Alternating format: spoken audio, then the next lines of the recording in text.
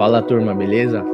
Bom, hoje nas novidades aqui do mês da AWS iremos falar de bancos de dados. Lembrando que você pode consultar todos esses links e todas as novidades da AWS no próprio site da AWS, né?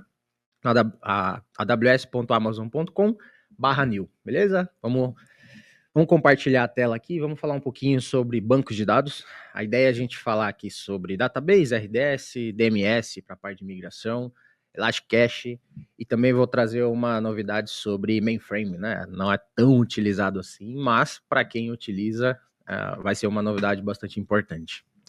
Bora lá então. Compartilhem a tela para mim, por favor. Excelente. Bom, primeira novidade aqui sobre RDS Database, né? Sobre o próprio PostgreSQL. Temos aqui uma nova versão, né? A versão 17, anteriormente, obviamente, a versão 16, mas essa versão de PostgreSQL na versão 17, ela está disponível na região, praticamente em todas aí dentro da AWS, tá? Inclusive na região de São Paulo. Então, para quem tiver aí um RDS que esteja um Postgres, né, SQL, que esteja numa versão anterior, temos a possibilidade aqui de ir até a 17.4, beleza? Bom, também trazendo informações sobre RDS, Postgres e MySQL e MariaDB, agora a gente tem novas versões da família de EC2, tá? A gente tem aqui a versão M7, isso para a região de São Paulo também, tá? Então a gente tá disponível aqui praticamente todas as regiões da AWS, trazendo aqui a região de São Paulo, principalmente, pensando aqui no nosso próprio país, né? A gente consegue ter essa máquina que ela promete ter uma entrega aproximadamente de 20% de maior CPU comparado com a versão M6, tá? Então a gente está falando aqui de uma versão M7i. Isso aqui é o processador Intel, né? Para quem já conhece aí a AWS, então a gente está falando aqui que antigamente a gente tinha um sizing de M6i e agora a gente tem a versão de M7i de Intel, beleza? Também, seguindo essa mesma lógica de pensamento, a gente também tem o processamento de processadores Gravitons, né? A gente também consegue trazer isso na região de São Paulo aqui, para processadores na família M7 com processadores Graviton na AWS para RDS Postgres, MySQL e MariaDB, beleza? Então também é uma novidade bacana aqui que ele tende a melhorar bastante a questão de processamento, questão de memória, ele tende a ter um custo um pouco mais baixo também. A Amazon sempre lança novas versões e geralmente essas novas versões elas são um pouquinho mais baratas para que você consiga fazer aí o upgrade e não ficar sempre com versões anteriores, né? Isso estimula o upgrade de famílias EC2, tá bom? Bom, falando ainda sobre RDS, a gente tem aqui uma novidade de bancos de dados de RDS, mas com um foco um pouco maior em segurança. A gente tem aqui a possibilidade de usar o TLS 1.3 no RDS Proxy, né? Então, quem é da área de segurança aí sabe que o TLS 1.2 ele tende a trazer uma segurança, mas o TLS 1.3 ele ainda é mais seguro, né? Aumentando ali o nível de criptografia, o nível de segurança do seu ambiente. Lembrando que a sua aplicação ela precisa falar com o protocolo 1.3, né? Não adianta somente o banco de dados falar, suas aplicações que conversam com o banco de dados também precisam estar nessa mesma versão para conseguir trocar informações aí, tá bom? Então, lembrando, sempre que atualizar uma versão de alguma coisa nova, faça isso em desenvolvimento e homologação antes de derrubar a produção, tá bom? E por fim, também novidade de Postgres, a gente tem uma nova versão aqui, né, de ODBC, é o que a AWS está chamando de Advanced de ODBC, né? Então, aqui traduzindo em português, mas a AWS ela tem um driver, né, um conector do banco de dados avançado, né, open source também, mas desenvolvido pela própria AWS e a gente consegue encontrar isso lá dentro do GitHub, tá? Também promete trazer menor tempo de conexão, né? Reduzindo aí o tempo de transação e failover de vários segundos para menos de 10 segundos, comparando os drivers aí de mercado com o driver open source da própria AWS. Então, isso também tende a trazer uma melhora de performance, né, na sua conectividade ali na hora de gerenciar os seus bancos de dados e utilizá-los propriamente. Excelente, pessoal. Falando agora de DMS.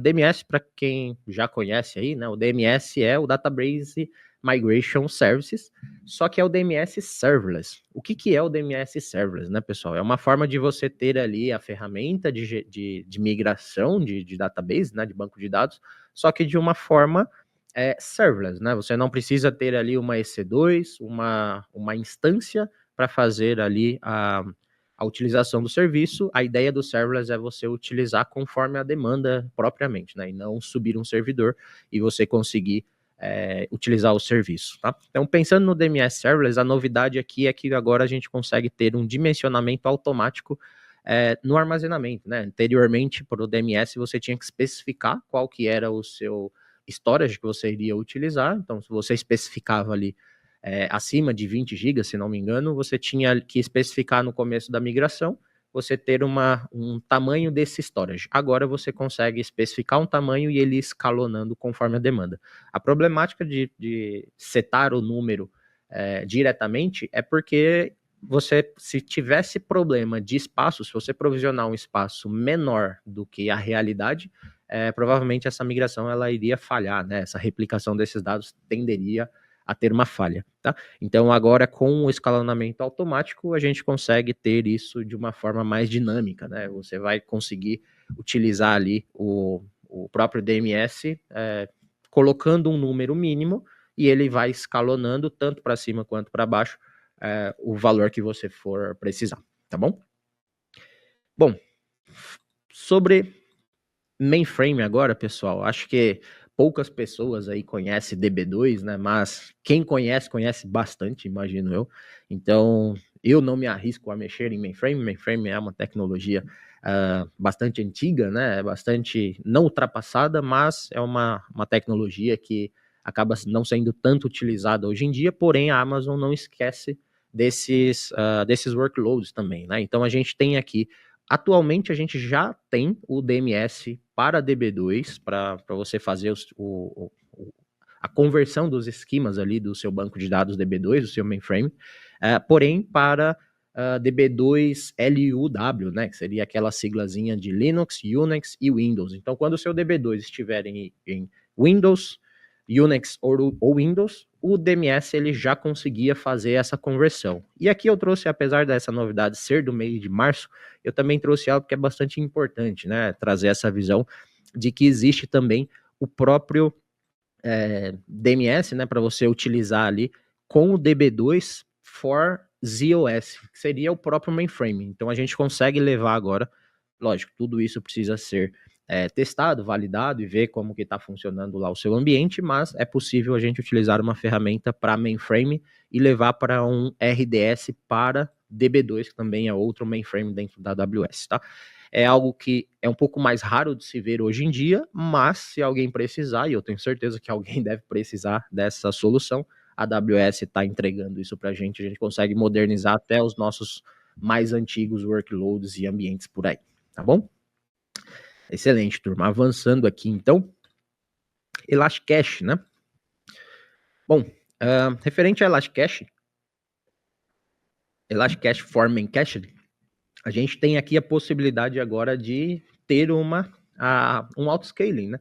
Antigamente era um pouquinho mais complicado. Antigamente, que eu digo, alguns meses atrás, a gente tinha a possibilidade de fazer ali, ter um pool de máquinas de Elastic Cache, porém agora a gente consegue fazer isso de uma forma um pouco mais automatizada, né? A gente tem essa escalabilidade tanto vertical quanto na horizontal, pessoal. Então, lembrando, vertical é quando você sobe o tamanho da máquina em si, tá? E a horizontal é quando você coloca novos nodes dentro do mesmo pool de máquina que responde para um mesmo direcionamento ali, né? Como se fosse um Outscale Group, tá bom? Então a gente tem aqui essa novidade também, ela está disponível aqui na região de São Paulo, tá? A gente também vai ter ali, com essa estrutura, a gente tem o Elastic Cache, ele compatível, né? Com o Valkey, com o Memcached e o Redis OS, e oferece aqui bastante performance, principalmente SLA no seu ambiente, né? Resiliência, principalmente quando você pensa aí num ambiente que precisa de estabilidade e pouco impacto na hora de possíveis problemas, né? Então é sempre pensar em se proteger aí, pensando em resiliência, em disponibilidade do seu ambiente, tanto na camada vertical e horizontal, tá bom?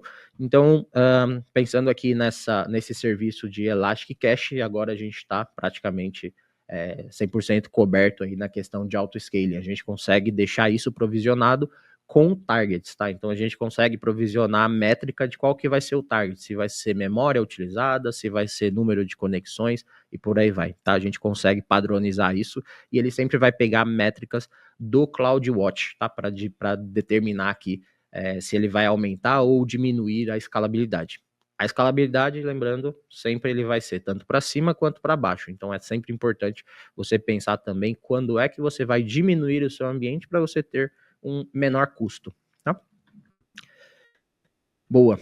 Por fim aqui, pessoal, a gente tem uma novidade específica de Netune. A ideia não é falar exatamente de Netune, mas falar de disponibilidade, tá? Então aqui a gente tem, anteriormente a gente tinha um Netune, um SLA da AWS, é o que ela te garante de disponibilidade no ambiente. Utilizando o Multi-AZ, isso é bastante importante, ela te garantia um SLA de 99,9% de disponibilidade no ano. E agora ela promete te entregar 99,99% de disponibilidade no ano. Pessoal, isso é bastante alto. Então, para quem usa aí a questão de bancos de dados de grafo, né, o próprio Netune, vocês conseguem ter uma disponibilidade muito maior. A AWS saindo sempre à frente aí dos concorrentes e trazendo um SLA cada vez mais agressivo. Só quem é de TI sabe o quanto que é difícil a gente manter um SLA nessa volumetria. Então, só para vocês terem uma ideia, eu trouxe aqui um site, só para vocês verem mais ou menos quanto que seria de impacto nesse SLA, né? Então, 99,90% de SLA, a gente tem aqui anualmente até 8 horas e 45 minutos de queda, de indisponibilidade do serviço. Quando a gente sobe esse SLA para 99,99%, a gente vai ter aqui menos de 1 hora de indisponibilidade no serviço. Então imaginem, a Amazon falava para vocês que até quase 9 horas ela poderia ficar indisponível com esse serviço e ainda estaria dentro do SLA prometido. E agora esse número ele cai para menos de 1 hora, pessoal. Isso é um número extremamente agressivo, trazendo aqui um dos maiores SLAs dentro da AWS, tá? É sempre importante a gente ver essa questão do SLA do serviço para a gente se precaver, mesmo criando auto-scaling, mesmo criando multi-AZ, multi-region, a gente sempre se prepara, mas a gente que é de TI sabe que existe a lei de Murphy ali, né? Então, se alguma coisa tende a dar errado, provavelmente vai dar errado e a TI tem que sempre se preocupar com isso, beleza? Bom, por hora é isso. A ideia é que a gente tenha cada vez mais novidades. Espero que com novos SLAs dentro da AWS, a AWS ela sempre sai na frente, acaba trazendo novidades bem legais aí pra gente, mas essa questão de resiliência, SLA, pelo menos consegue fazer a gente dormir com a cabeça em paz ali no final da semana e não ter que trabalhar num possível plantão aí, né? Excelente, obrigado demais, pessoal, obrigado pela companhia, obrigado a AWS por aumentar o SLA dos serviços e melhorar o nosso sono aí durante o ano, beleza? Valeu, pessoal, até mais, até a próxima.